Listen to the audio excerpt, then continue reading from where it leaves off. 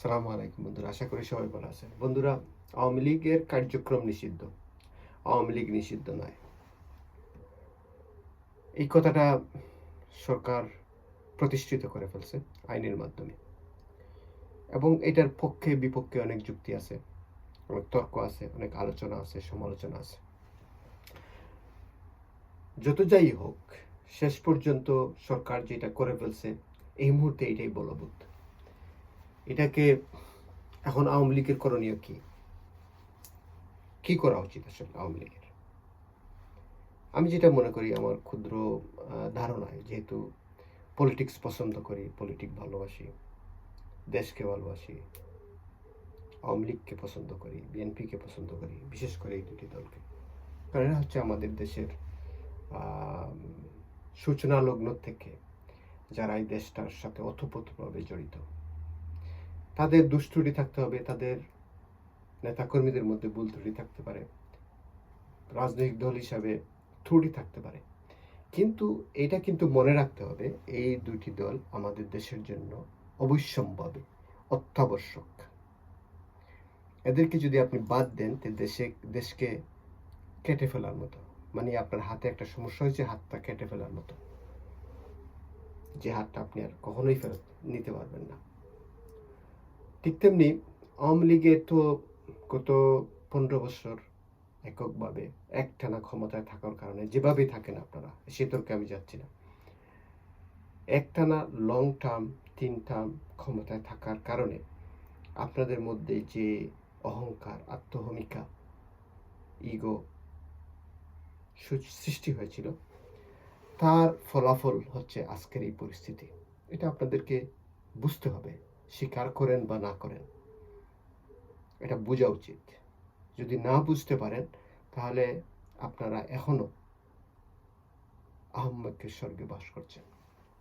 And second option হচ্ছে, আওয়ামী লীগের জন্য, ছাত্রলীগের জন্য, যুবলীগের জন্য, কৃষক লীগের জন্য এই মুহূর্তে করণীয়টা কি করা উচিত? আমি মনে করি একদম ক্লিয়ার হয়ে যাওয়া উচিত। ক্লিয়ার বলে তো,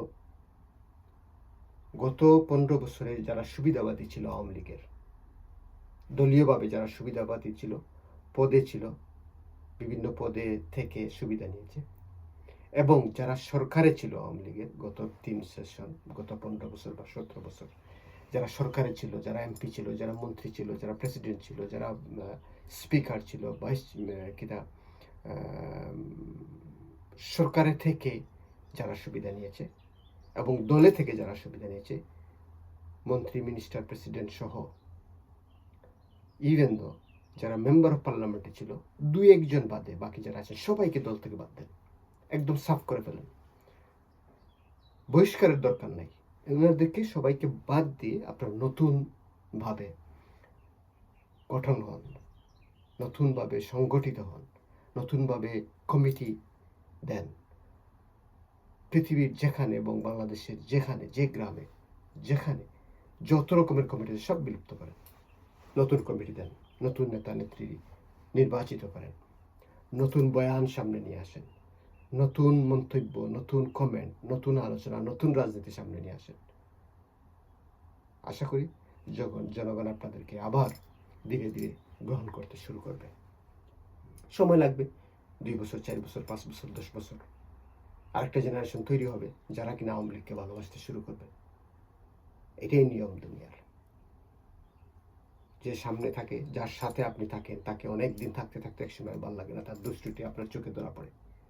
ঠিক তেমনি আওয়ামী লীগের ধরা পড়ছে, এখন যারা ক্ষমতায় আছে তাদের ধরা পড়বে সামনে, আপনারা আস্তে আস্তে সামনে আসবেন। এই পলিসিতে আগান, অন্যথায় অন্য কোনো পদ্ধতিতে আপনারা সফল হতে পারবেন না, সহজ হবে না, দুষ্কর হবে। খোদা হাফেজ, গড ব্লেস বাংলাদেশ। আমি আওয়ামী লীগের বন্ধুদেরকে জ্ঞান দেবার মতো সাহসযোগ্যতা রাখি না। এটা আমি আমার, যেহেতু আওয়ামী লীগ বলেন, বিএনপি বলেন, এই যে দলগুলি, এই দলগুলির প্রতি আমার জেনারেশন যারা আছে এদের মধ্যে আমরা অনেকেই পছন্দ করি যারা দেশের রাজনীতিতে থাকুক, সেই কারণে এই কথাগুলি বলা। খোদা হাফেজ, গড ব্লেস বাংলাদেশ।